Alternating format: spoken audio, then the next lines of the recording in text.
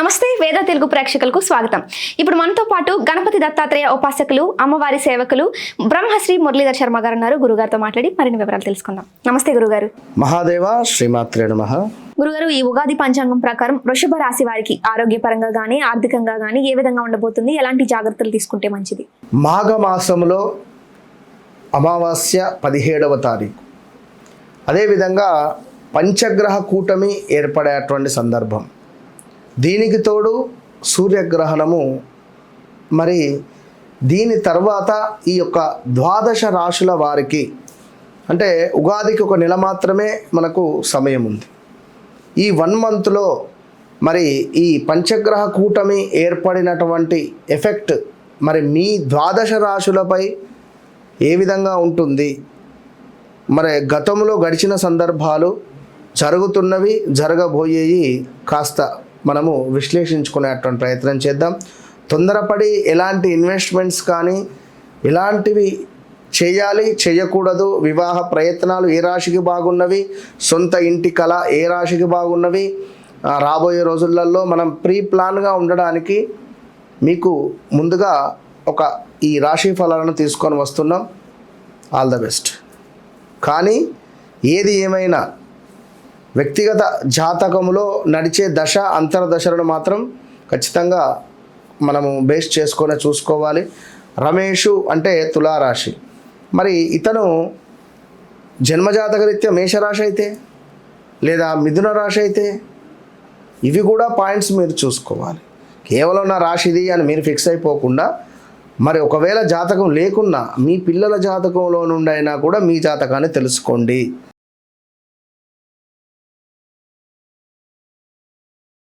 ముందుగా ప్రేక్షకులకు పరాభావ నామ సంవత్సర ఉగాది శుభాకాంక్షలు. ఎందుకు అంటే కొందరు తెలియక ఇన్వెస్ట్మెంట్స్ చేస్తారు ఇదే సమయంలో. నేను ఎందుకు ముందుగా చెప్తున్నాను అంటే చాలామంది ఇప్పుడు అడుగుతూ ఉంటారు గ్రహస్థితి ఎట్లా ఉంది ఏమిటి అనేది. ఏది ఏమైనా కూడా వీరు జన్మించినటువంటి సమయము అనేటువంటిది చాలా ఇంపార్టెంట్.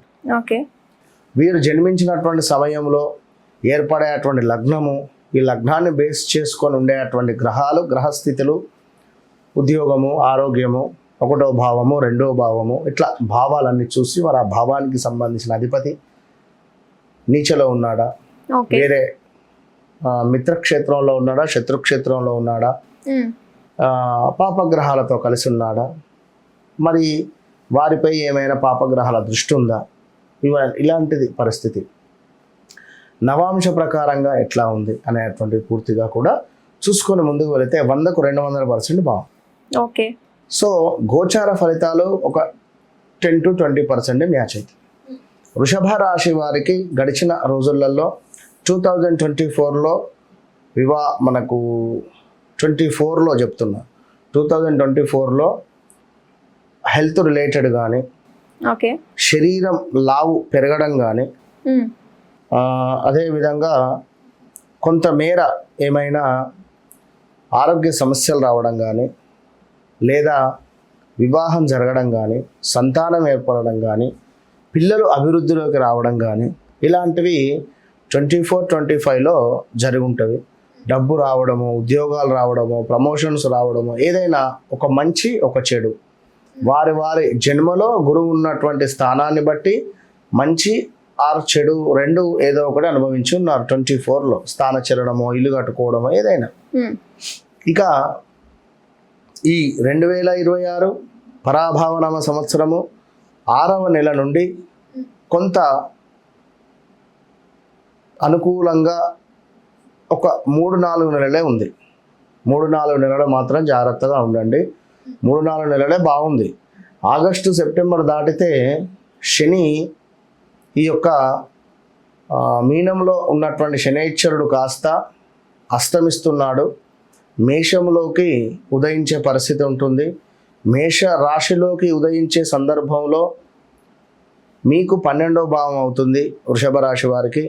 కనుక ఏదో ఒక పెద్ద తుఫాను, హెచ్చరిక అన్నట్టుగా మీకు ఉండబోతూ ఉన్నది. ఓకే. స్థాన చలనము, ప్రదేశ మార్పులు కానీ, ఉద్యోగంలో మార్పులు కానీ, లేదా తెలియకుండా మన జాతకంలోకి ఎవరైనా ఎంటర్ అవ్వడం కానీ, వివాహ ప్రయత్నాలు చేస్తే సెట్ అవ్వడం కానీ, ఇక ఇక్కడ నుండి ఈ ఆగస్టు సెప్టెంబర్ నుండి మీ కోరికలన్నీ తీరుతాయి. ఎలాంటి కోరికలు అంటే, ఎటైనా వెళ్ళాలి అనుకున్నారు, టూర్ కానీ లేదా విహార లైక్ ఏదైనా కావచ్చు, వెళ్ళాలి అని అనుకునేటువంటి వారికి డబ్బు సంపాదన అనేటువంటిది కానీ ఇక్కడ మీకు మొదలయ్యే పరిస్థితి మాత్రం కనబడుతుంది. ఏది ఏమైనప్పటికీ కూడా గురువు కొంచెము గురుబలం తగ్గుతూ ఉన్నది. ఈ గురుబలం తగ్గడం ద్వారా అధికంగా డబ్బు ఖర్చు అయ్యే ఛాన్సెస్లు కూడా ఉన్నవి. పట్టుదల సడలింపు అనేటువంటిది మాత్రం ఉంటుంది. కొంచెం జాగ్రత్తగా ఉండండి. ఈ మనకు వృషభ రాశి వారు గడిచిన రోజుల కంటే ఈ 2025లో ఆగస్టు తర్వాత నుండి జూన్, జూలై, ఆగస్టు అప్పటి నుండి కూడా ఉద్యోగ ప్రయత్నాలు, ఉద్యోగంలో ఇబ్బందులు లేదా ఏదైనా లైక్ మార్పులు చేర్పులో కూడా జరిగి ఉంటాయి. ఓకే. ఈ 26లో జరిగేది ఏంటి అంటే కొంచెము ఇబ్బందికరంగా ఉంటుంది. ఆలోచించుకొని 26 ఎండింగ్ కల్లా ఇబ్బందులు అయితే మొదలవుతాయి. ఎలాంటి ఇన్వెస్ట్మెంట్స్ పెట్టకండి, జాగ్రత్తగా ఉండండి.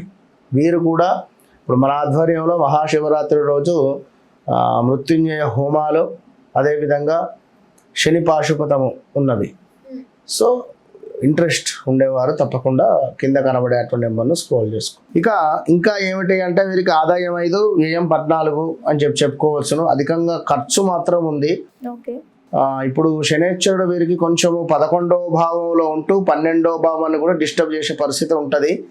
అంటే ఈ మేషరాశి వారికి ఏలినాటి శని ప్రభావాన్ని గత సంవత్సరం నుంచి ఉంటే ఇప్పుడు నెక్స్ట్ ఇయర్ నుంచి వీరికి కూడా ఉంటుంది.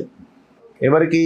వృషభ రాశి వారికి. వచ్చే సంవత్సరం నుంచి శనిశ్వరుడు మనకు మేషంలోకి ఎంటర్ అవుతాడు నెక్స్ట్ ఇయర్లో. కానీ ఇప్పుడు ఏమిటి అంటే మనకి ఏదో ఒక కరెంటు షాక్ లాగా ఒక జలకిస్తాడు. ఈ టైంలో ఎవరో మనకు బాగా దగ్గర అవ్వడం కానీ, క్లోజ్ అవ్వడం కానీ, వారిని నమ్మడం కానీ, మూవ్ అవ్వడం కానీ, మనీ రిలేటెడ్ కానీ 100 రూపాయలకు కూడా ఇబ్బంది కలిగించే సందర్భాలు వస్తాయి రాబోయే రోజులలో. సో మరొక విషయం ఏమిటి అంటే ఈ వృషభ రాశి వారు ఏవైనా బిజినెస్ మొదలు పెట్టాలి అన్నా, స్టార్టప్ చేయాలి అన్నా, ఏదున్నా ఈ ఆగస్టు లోపు గట్టిగా ప్రయత్నం చేసుకోండి. ఆగస్టు లోపు మాత్రమే మీరు గట్టిగా ప్రయత్నం చేస్తేనే 100కు 200% మంచి రిజల్ట్ ఉంటుంది. ఏదేమైనా మీ వ్యక్తిగత జాతకరీత్యా నడిచే దశ అంతర్దశలను కూడా మనము చూసుకోవాలి. వ్యక్తిగత జాతకం అనేటువంటిది చాలా అవసరం. సో వ్యక్తిగత జాతకాన్ని 1కి 2 సార్లు చూసుకొని ముందుకు వెళ్ళడం ద్వారా చాలా అద్భుతమైనటువంటి ఫలితాలు మనకు కనబడతాయి అనడంలో ఎలాంటి అతిశయోక్తి లేదు. ఓకే. మ్యాక్సిమం ఇప్పుడు వృషభ రాశి గురించి ఒక నెగిటివ్గానే చెప్పారు, అంటే వాళ్ళకన్నీ నెగిటివ్గా జరుగుతాయి అని. వాళ్ళు ఏమైనా ఇంట్లో పూజ చేసుకోవడం కానీ, దీపం పెట్టడం వల్ల కానీ ఏమైనా కొంత పరిహారం పొందొచ్చు అంటారా? ఇప్పుడు నెగిటివ్ అంటే జరగబోయేటువంటి ఇబ్బందులు ప్లస్లు ఆగస్టు లోపు ఏదన్నా ఉంటే మూమెంట్ చేసుకోండి అని చెప్పడం జరిగింది. ఎందుకంటే గత 2025 మే, జూన్, జూలై నుంచి కూడా వ్యవస్థ బాగాలేదు. అది అవునా కాదా వారు కామెంట్ పెట్టవచ్చు కింద. మరి ఒకవేళ వృషభ రాశి వారు అయ్యుండి ఎట్లా చూసుకుంటున్నారు, వావి ఊవే అక్షరాల, మరి ఈ ఊ అక్షరాల మీవి వ్యవహారిక నామం ప్రకారంగా, మరి జన్మనామం ప్రకారంగా ఏ రాశో మీది, దాని ప్రకారంగా చూస్తున్నారా, దీని ప్రకారంగా చూస్తున్నారా? రెండూ అవసరమే. ఓకే. మనం మార్కెట్లో ఉన్నప్పుడు వ్యవహారిక నామము అవసరమే, మన యొక్క వ్యక్తిగత జాతకాన్ని కూడా చెక్ చేసుకొని ముందుకు వెళ్ళాల్సింది. అప్పుడు మీకు అక్యురేట్గా ఉంటుంది. ఓకే. అట్లా వీరికి పరిహారాలు అంటే ఎందుకంటే వృషభ రాశి అంటే స్థిర రాశి, ఎక్కువగా స్థిరంగా ఉంటారు, లేజీ, బద్ధకస్తం బాగా. సో వీరు కొంచెము సూర్యోదయం కంటే ముందే నిద్రలేసి సూర్యుని ఆరాధన చేసుకుంటే మంచి ఫలితం ఉంటుంది. అదేవిధంగా విష్ణు సహస్రనామాలు, అదేవిధంగా సప్త శనివారాలకు సంబంధించినటువంటి వ్రతాలను ఆచరించాలి. ఓకే, బాగుంటుంది. ఓకే. ఓకే గురువు. ఓకే, ధన్యవాదాలు గురువు. మహోదయ.